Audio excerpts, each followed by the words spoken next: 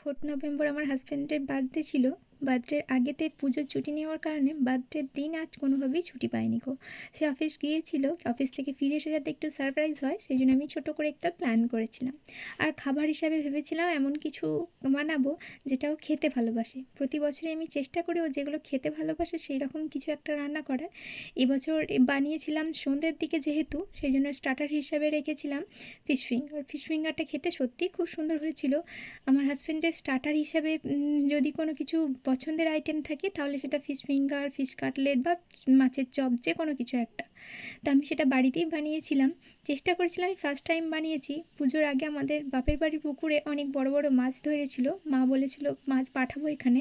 আমি বলেছিলাম এখন রেখে দাও, বেশ বড় বড় পেটি যেগুলো পেয়েছো সেগুলো রেখে দাও। আমি তখনই প্ল্যান করেছিলাম যে আমার হাজব্যান্ডের জন্য এরকম ফিশ ফিঙ্গার একটা কিছু বানাবো।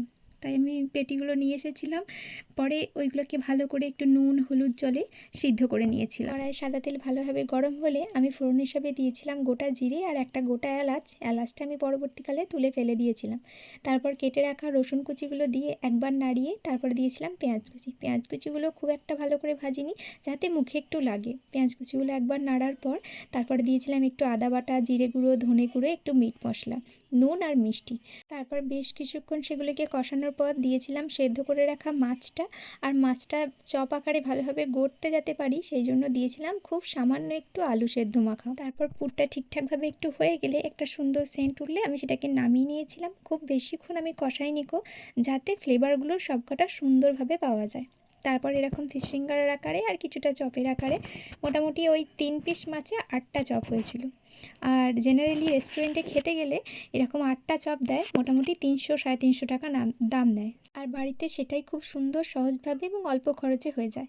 আমি ডবল কোট করেছিলাম ব্রেড ক্রাম্বস, আমার কাছে ছিল না বলে আমি ঘরে থাকা যে টোস্ট বিস্কুটগুলো হয় সেগুলোকে মিক্সিতে গুঁড়িয়ে ব্রেড ক্রাম্বস বানিয়েছিলাম। তারপর ডবল কোট করে ভালোভাবে চপগুলো গড়ে নিয়ে আমি ওগুলো ডিপ ফ্রিজে রেখেছিলাম বেশ কিছুক্ষণ, যাতে চপটা মুচমুচে হয়। তারপরে ও আসার বেশ কিছুক্ষণ আগেই আমি চপগুলো ভেজে সার্ভ করেছিলাম। সত্যি ভীষণ সুন্দর খেতে হয়েছিল। বেশ কিছুটা খাবার পর আমার হাজব্যান্ড বলছে, এগুলো কি বাইরে থেকে আনিয়েছিস?